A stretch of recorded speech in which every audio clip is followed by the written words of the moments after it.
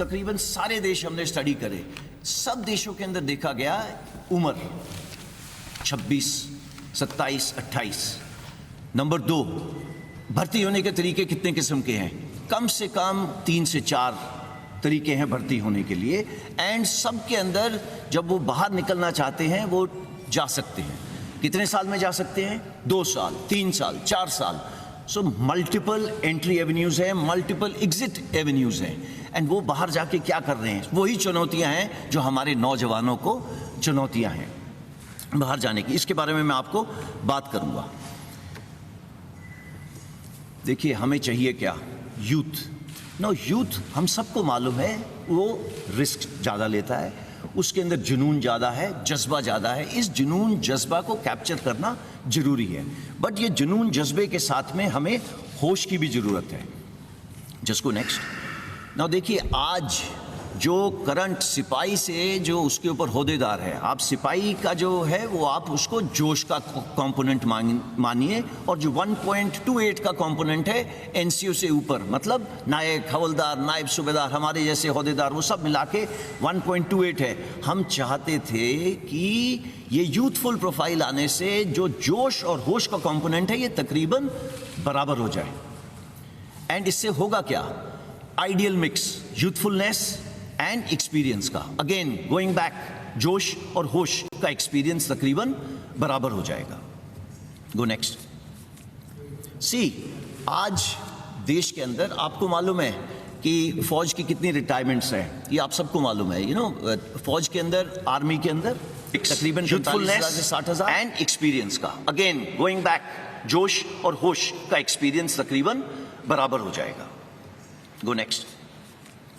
सी, आज देश के अंदर आपको मालूम है कि फौज की कितनी रिटायरमेंट्स हैं, ये आप सबको मालूम है। फौज के अंदर, आर्मी के अंदर तकरीबन 45,000 से 60,000, नेवी के अंदर तकरीबन 2,500 से 3,500, एयरफोर्स के अंदर सिमिलर नंबर, वो सिर्फ 5,000 हो जाता है। हाउएवर, जो आपको पता होना चाहिए, ये नंबर्स हैं जो हमारे प्रीमेच्योर रिटायरमेंट ले रहे हैं। प्रीमेच्योर रिटायरमेंट का मतलब क्या है? प्रीमेच्योर रिटायरमेंट का मतलब ये है कि अगर मैंने इस फौज के अंदर 25 साल, 30 साल, मैं अभी 59 ईयर्स का हो गया हूँ, 60 में मैंने रिटायर करना है, वो मेरी पूरी एज सर्विस की है। बट इतने तादाद में लोग हैं। इंडियन आर्मी में तकरीबन 14,000, इंडियन नेवी में तकरीबन 3,000, एयरफोर्स में तकरीबन 500 से 600। ये लोग आज भी बाहर जा रहे हैं। इनकी उम्र क्या है? 35, 36, 38 ऐसी उम्र है। ये लोग सब जा रहे हैं। आज तक हमने किसी ने भी कोशिश नहीं की बोलने की, ब्रदर ये बाहर जाके क्या काम कर रहे हैं। ओके, एंड आप इन तीनों को ऐड करो, ये 15,000, 16,000 तो वैसे ही बन गए। जब हम लोग बात कर रहे हैं 40-46 हज़ार की 4.5 साल के बाद, तो आप इसको थोड़ा सा अपने दिमाग में रखना, इसके बारे में दोबारा चर्चा करेंगे। वो नेक्स्ट। सी, कमिंग बिफोर मैं पे एंड अलाउंसेस पे आता हूं, उससे पहले मैं बात करता हूं ट्रेनिंग की। सी, आज का युवक हमारे से अच्छा है। हमारे से पहले वाला युवक, करेक्शन, हमारे से भूतपूर्व सैनिक हमसे खराब नहीं थे, बट हमारी खुराक ज़्यादा अच्छी है, उनकी खुराक हमारे से कम थी। आगे आने वाला जो युवक है उसकी खुराक भी अच्छी है, उसकी पढ़ाई भी अच्छी है, वो एक टेक्नोलॉजी के साथ अडेप्ट है, वो पैदा हुआ है मोबाइल फ़ोन के साथ, उसको पता है मोबाइल फ़ोन का क्या है। और तो वो कल को जो ड्रोन वॉरफेयर हो, जो आप आज देख रहे हैं टीवी के ऊपर, एक टैंक चल रहा है, टैंक को टैंक नहीं लड़ रहा, टैंक को एक ड्रोन लड़ रहा है। तो आगे आने वाली जो लड़ाई है वो अलग किस्म की होगी, टेक्नोलॉजिकली सैवी होगी। अगर वो टेक्नोलॉजिकली सैवी होगी तो उसके लिए अलग किस्म के लोग चाहिए। और वो कौन सा किस्म है? हमारा यूथ, भारत का नौजवान। ये भारत का नौजवान क्योंकि टेक्नोलॉजी के अडेप्ट है, वो पैदा हुआ है एक ये मोबाइल के साथ खेलता हुआ, कंप्यूटर के साथ खेलता हुआ, और वो आता कहाँ से है? गांव से। हमारी इनटेक 70% विलेज से। नाउ अगर हमारी विलेज से 70% इनटेक है, तो हमारे को जो सॉल्यूशंस बनानी है उनको मद्देनजर रख के बनानी है, ना कि जो अर्बन एरिया के लोग हैं। सो अगर इन 70% को देखा जाए तो वो कहाँ से आ रहे हैं? गांव से। उसके पास है क्या वहाँ पे? खेत या कोई छोटा मोटा व्यवसाय। वो उसकी क्लास या उम्र कितनी होगी? वो पढ़ा होगा तकरीबन 17.5 साल की उम्र होगी और पढ़ा होगा 10वीं साल। मेजर इनटेक ये जो 70% बोल रहा हूं,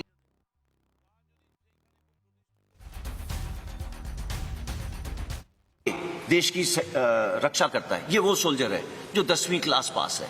12वीं क्लास के हम ले सकते थे, बट सी हमारा काम थोड़ा जोखिम का है। एंड आप देखते हैं जब भी युद्ध हुए हैं कितनी, चाहे ऑप पवन हो, उसके बाद ऑप पराक्रम हो, चाहे कारगिल वॉर हो, चाहे गलवान हो, आपकी भी आंखें भर जाती होंगी और आपका दिल पिघल जाता होगा जब आप देखते हैं बॉडीज नीचे आते हुए। तो ये काम थोड़ा अलग किस्म का है। तो आप इस काम को मद्देनजर रखते हुए हमने देखा कि इसकी उम्र 17.5 एक एंड पे, दूसरे एंड पे 21, इसमें कोई तब्दीली नहीं है। ये पहले भी वही थी और आज भी वही है। तो इन दोनों में कोई तब्दीली नहीं है। उसके अलावा हमने पिछले सालों में क्या करा है, अपना फ्लैब कट करा है। फ्लैब का मतलब देखो, टीथ टू टेल रेशियो की बात होती है, टेल कम करी है और कम होगी आगे आने वाले टाइम में। दूसरी जॉइंटनेस बढ़ी है। कुछ सालों पहले आईडीएस हेडक्वार्टर नहीं होता था, वो बना है। तो इस तरीके की जो बीच बीच में चेंजेस हैं वो सब करी जा रही हैं। उसके अलावा नेक्स्ट चीज ये है कि अगले 4 से 5 साल में हमारी इनटेक 50,000 से 60,000 होगी। इसको ब्लैंक कर दें, 50,000 से 60,000 होगी। ओके, 50,000 60,000 के बाद क्या होगा? ये इनटेक 90,000 से लेके 1.25 लाख होगी। सो इट इज नॉट 46,000। ये हमने क्यों करा है? इसलिए करा है स्टार्ट स्मॉल, स्टार्ट मीडियम। क्यों? सो दैट हमें भी इस स्कीम को चलाने के बाद सीखने को मिले कि इसमें दिक्कतें क्या हैं। हमें इंफ्रास्ट्रक्चर जो है ट्रेनिंग के लिए उसको बढ़ाना पड़ेगा। वो बढ़ाने के लिए बटन दबा के तो होगा नहीं, उसके टेंडर जाएंगे, उसका ये होगा वो होगा, उसको 3-4 साल लगेंगे। सो दैट हम अपनी ट्रेनिंग कैपेसिटीज जो फौज की तकरीबन 60,000 के करीब है, उसको बिल्डअप करके इस पॉपुलेशन को लेने के लिए जो 1.25 लाख होगी, इसके लिए तैयार हूं। नाउ वाई 4 इयर्स, जो सब चीजों का मुद्दा है। 17.5 साल 21 साल मैंने आपको बताया, उसके अंदर चेंज क्यों करा गया? इसलिए चेंज करा गया कि पिछले 2 साल के लिए कोविड की वजह से भर्ती बंद थी। भर्ती क्यों बंद थी? बिकॉज हम नहीं चाहते थे सारे एक जवान जिस तरीके से हम लोग एकत्रित हैं एक जगह के ऊपर करे जाए। तो हमने देखा कि इतनी सालों से हम इसकी स्टडी करते जा रहे हैं, अभी हमें एक मौका मिला है to make a change without pain. तो अगर ये चेंज विदाउट पेन हमने करना था, इससे अच्छा मौका नहीं था करने का। इस पे स्टडीज चल रही थी, मैंने आपको बताया, Kargil review committee, group of ministers report, ये सब स्टडी करते जा रहे थे, बट हमें मौका नहीं मिल रहा था कि ये कब करा जाए। Because it was a transformative reform. हमें जरूरत थी, आज नहीं 30 साल से जरूरत थी इस एज को कम करने की। इसका इंपैक्ट क्या होगा? Go next. पहले मैं आपको पे अलाउंसेस का बता देता हूं।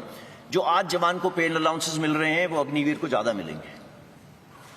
ओके, इसका please don't take him cost to company वगैरह जैसे वर्ड, देयर इज नथिंग। फौज की नौकरी एक जज्बा है, इसको आप पे से नहीं तोल सकते। हाउएवर, जो ये आपके सामने दर्शाया गया है, ये सबसे पहले जो 17 लाख के करीब है, ये उसकी पे है। एक सेवानिधि पैकेज है जिसके अंदर उसका योगदान 5 लाख है। गवर्नमेंट अपनी तरफ से 5 लाख डालेगी। इन दोनों के ऊपर जो इंटरेस्ट दिया जाएगा वो तकरीबन 1.5 लाख होगा। सो टोटल पे उसको 4 लाख तकरीबन इतनी मिलेगी। इसका मतलब ये नहीं है कि वो हमारे बराबरी की रिस्क एंड अलाउंस नहीं लेगा। उसके जितने भी अलाउंसेस हैं सेम रहेंगे। अगर वो मेरे साथ सियाचिन में बैठा है, he'll get the same allowance। अगर वो मेरे साथ राजस्थान में बैठा है तो उसको सेम अलाउंस मिलेगा। अगर वो मध्य प्रदेश में बैठा है, मुझे भी नहीं मिल रहा, उसको भी नहीं मिल रहा। So it is equated, there is no differentiation. वो साथ वाले बिस्तरे पे सो रहा होगा, वो वही कपड़े पहन रहा होगा जो मैं पहन रहा हूँ, वो मेरे साथ लंगर में बैठ के खाना खा रहा होगा। There is no difference. कोई अलग बैरक नहीं बना दी अग्निवीर के लिए, बिकॉज उसने लड़ाई कल हमारे साथ करनी है। और अगर वो हमारे साथ देश के लिए बलिदान देगा तो देयर इज कोई गुंजाइश ही नहीं है उसको हम किसी तरीके से रत्ती भर भी उसको हम अपना छोटा सोचें। नहीं, इसमें ऐसा कुछ नहीं है। मैंने बैंक लोन यहाँ पे इसलिए डाला है बिकॉज ये बार बार आ रहा है कि भैया 4 साल के बाद क्या। तो 4 साल के बाद क्या, मैं इसके बाद आपको बताता हूँ। Go next. सेवानिधि पैकेज थोड़ा और विस्तार से, जैसे कि मैंने आपको पहले बताया 11.71 मैंने आपको पहले बता दिया है। सिर्फ एक ही चीज इसमें एक्स्ट्रा है कि इनकम टैक्स फ्री है। हाउएवर, देश की सेवा करने के लिए जो सर्वोच्च बलिदान देगा उसकी इंश्योरेंस कवर नॉन कॉन्ट्रीब्यूटरी है। आज पूरे देश में मैं भी कंट्रीब्यूशन देता हूं, जो बाहर जवान खड़ा हुआ है वो भी कंट्रीब्यूशन देता है। सिर्फ एक इंसान है अग्निवीर जो आगे आने वाले टाइम पे कंट्रीब्यूशन नहीं देगा और उसको तकरीबन 1 करोड़ का इंश्योरेंस मिलेगी अगर उसने अपने देश के लिए किसी वजह से बलिदान दिया। तो मैं आपको ये बताना चाहता हूँ इसी तरीके से उसको हमारे से भिन्न नहीं रखा है। इसके अलावा जो डिसेबिलिटी, अगर किसी कारण मैं ये टाइगर हिल की तरफ दौड़ रहा हूँ या कुछ हो रहा हूँ, मेरे कुछ गोली लग गई एटसेट्रा, सेम प्रोविजन, जो मेरी प्रोविजन है वही उसकी प्रोविजन है। देयर इज नो फर्क for an Agniveer. Go next. Now coming what after 4 years, जिसकी वजह से आई एम श्योर आप यहाँ पे इकट्ठे हुए हैं। देखिए, पहले हमको ये समझना है, ये 17.5 साल से 21 साल, जो पहली साल के लिए 2 साल बढ़ाया गया तो 23 साल, ये निकलेगा कौन सी उम्र में? इसकी कम से कम उम्र होगी 21 साल, ज़्यादा से ज़्यादा 25 साल। आप में से बताइए कि 27 साल या 25 साल की उम्र में कितनों को जॉब्स लग गई थी? आपको इसका आंसर देने की जरूरत नहीं है, बट आपको मालूम है कि 25 साल के अंदर आपकी जॉब कहाँ थी, कहाँ नहीं थी। कमिंग बैक, आप 10वीं क्लास पास हैं जब आप हमारे साथ आए, 70% से लेके 60% तक 10वीं क्लास पास हो गए। क्या प्रावधान करा गया है कि आपको 12वीं क्लास सर्टिफिकेट दिया जाएगा। इसका मतलब ये नहीं है कि आप मेरी तरह यहाँ पे क्लासरूम में बैठेंगे, ऐसे नहीं है। आजकल स्किल इंडिया, फिट इंडिया, ये सब प्रावधान है। पूरे फौज के अंदर आज जैसे 14 लाख सैनिक हैं, ये 14 लाख सैनिक आपको 1 घंटे में आप बोलें तो आपका 5 किलो वजन घटा सकते हैं। आप अगर बोले 1 महीने में 6 किलो घटाना है, वो घटा सकते हैं। ये उनकी स्किल है। आप लोग सब जा रहे हैं, फीस दे रहे हैं एक क्या कहते हैं जिम के अंदर, ये उसको अपने आप इनग्रेन होती है। ये हम रोज करते हैं।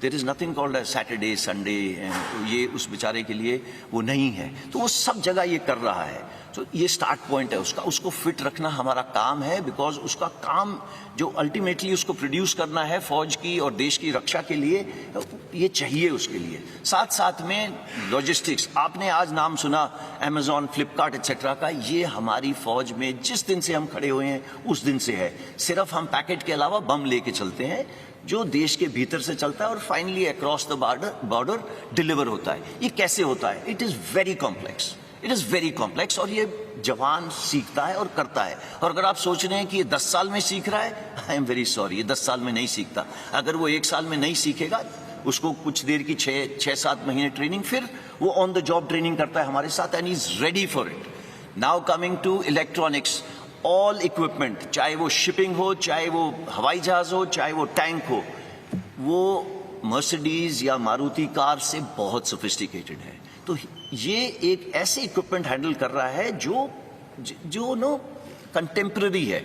इट इज नॉट जो हम रोज चीजों के साथ छेड़ रहे हैं। मैं बात ही नहीं कर रहा रडार, मिसाइल सिस्टम्स वगैरह की, बिकॉज आप सबको पता है ये होगा। उसके बाद उसको डिग्री दी जा रही है जो 4थे पॉइंट पे लिखा हुआ है। तो स्टार्टिंग फ्रॉम द बिगिनिंग, जब ये मतलब युवक 25 साल का बाहर आएगा, ये स्किल तो होगा ही होगा। सबसे जरूरी स्किल एक इंसान को चाहिए, discipline. He will be ready with the discipline. आप किसी इंडस्ट्रियलिस्ट से पूछ लीजिए, भाई तेरे को क्या चाहिए? बोले यार डिसिप्लिन हो गया मेरा, 60% जॉब इज ओवर, मैं उसको ब्रिजिंग कोर्स करके दूंगा, कुछ ट्रेनिंग करके दूंगा, सो दैट वो मेरे काम आ सके। ये सब करेंगे। बट ऐसा है 14 तारीख को ये स्कीम लॉन्च हो, और अगर हम सोचें कि 18-19 को पेपर के ऊपर लिख के दे दिया जाए कि इतने परसेंट नहीं, बिकॉज हमने ये स्कीम लोगों के साथ शेयर नहीं करी थी, सिर्फ उनको बताया था कि आप अपनी तैयारी कर लो और तैयार रहना। तो इसी तरीके से ये सब ने प्रावधान करें। सबसे पहले 15 तारीख को सुबह मिनिस्ट्री ऑफ होम अफेयर्स ने बोला कि हम रिजर्वेशन करेंगे। उन्होंने ये नहीं बोला कितनी परसेंटेज करेंगे, उन्होंने बोला प्रेफरेंस देंगे सीएपीएफ में। जैसे ही 3 दिन निकले, और ये प्लान था, इसको ये मत सोचिएगा उन्होंने 4 जगह में देखी कुछ हरकतें होती हैं आर्सन की वजह से हुआ। नो, ये प्लान था। ये क्यों प्लान था? बिकॉज मालूम था कि ये 75% जो युवक हैं, इतनी देर फौज, 4 साल फौज के रहने के बाद ये देश में वापस जाएंगे। ये देश की ताकत है। ये 25% का तो हम ध्यान रख लेंगे, उनके साथ क्या करना है, कैसे करना है, वो हमारे पे छोड़ दीजिए। बट सबके दिमाग में ये आ रहा है इन 75% के साथ क्या होगा। ये अगर देश की ताकत है तो पूरे देश को, होल ऑफ द गवर्नमेंट, सबकी भागीदारी के साथ इसको आगे ले जाया गया। तो पहले MHA ने हमको बोला प्रेफरेंस दी जाएगी, विद इन 3 days उन्होंने बोला 10% reservation in CAPF and Assam Rifles. Then age relaxation दी। एज रिलैक्सेशन क्यों दी? बिकॉज हमने पहले दिन बोला था कि जो कोविड की वजह से 21 साल के नहीं रह पाए वो 23 साल के हो गए, तो वो 2 साल बढ़ गई। हाउएवर उसके 3 दिन बाद MHA ने बोला अच्छा वो युवक जो 21 साल में मेरे पास आने थे वो अब 23 के हो गए, तो उन्होंने फर्स्ट बैच के लिए ये स्पेशल कंसेशन दिया है to increase the age. Why? Because सबके सब यूथ के साथ कनेक्टेड है, उनको मालूम है देश का भविष्य, यूथ का भविष्य एकदम इंटीग्रेटेड है। Come to ministry of defence. Ministry of defence के अंदर कई सारी चीजें हैं, जैसे आपके सामने लिखा है coast guard, defence civilians, DPSUs हैं, उन्होंने भी सेम प्रावधान करा है। अगेन रिपीट कर रहा हूं, ये प्लान्ड था कि कितना परसेंटेज दिया जाएगा। क्यों? बिकॉज 75% देश की ताकत है। Age relaxation same thing. Coming to merchant navy, Indian navy एक ही इसमें क्वालिफाई होती है, उन्होंने भी प्रावधान करा है कि हम इनको लेंगे। जो सबसे जरूरी चीज है जो अगली 2 बुलेट्स में है, that is ministry of skill development and entrepreneurship and plus ministry of higher education. इन्होंने बोला मैं 12वीं क्लास करवा के दूंगा आपको, और इसका मतलब है कि they will get a proper skill certificate which will be governed, not that मैं जो अपने वो लेटर पैड पे साइन करके देता हूं to whoms ever it may concern. No, it is a proper government of India certificate जो recognise करा जाएगा जब आप बाहर जाएंगे। पहले उसकी स्किल्स कैप्चर करी जाएंगी, जिसके ऊपर काम शुरू हो गया है, और 1 महीने के अंदर ये पता चल जाएगा कि भैया इसकी ये स्किल्स हैं, चाहे वो नेवी का हो, चाहे वो एयरफोर्स का, चाहे वो आर्मी का। देन उसे diploma oblique degree, that is the 4th bullet programme for 12th pass, इसका पे काम चल रहा है। ओके 4-5 महीने में ये भी तैयार हो जाएगा, इसमें कोई रॉकेट साइंस नहीं है।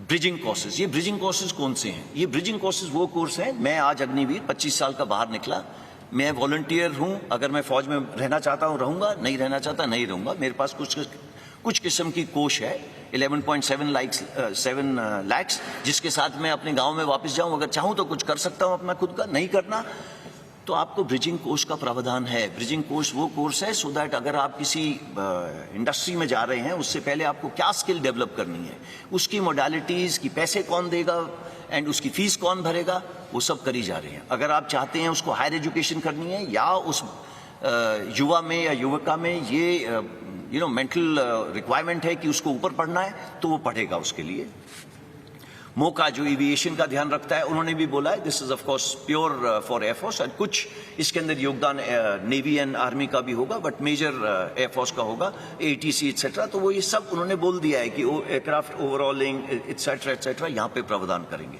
जो next then state governments, state police, आपने ये स्टेटमेंट पढ़ी होगी, ये MHA ने स्टेटमेंट दी थी जिसके अंदर उन्होंने दोनों चीजें कवर करी थी। नंबर 1 CAPF और उसके साथ में स्टेट पुलिस, दोनों में रिक्रूटमेंट करेंगे। 4 प्रदेश तो ऐसे हैं, मैं उनका नाम नहीं लेना चाहता, जिन्होंने बोला है कि जितने लोग अग्निवीर वापस आएंगे मैं सबको जॉब दूंगा, सबको। तो आप गूगल करिए, आपको मिल जाएगा वो कौन सी स्टेट्स हैं। कॉर्पोरेट अफेयर्स, देखिए मैंने बैंक लोन का शुरू में बताया था। बैंक लोन का प्रावधान ऐसे है, मैं जैसे कि मैंने आपको बताया मैं 11.5-12 लाख लेके बाहर निकला, तो बैंक से हमने ये बात करी है कि आप, अगर मैं एक एंटरप्रेन्योर छोटा मोटा बनना चाहता हूं तो आप मुझे क्रेडिट दे सकते हैं।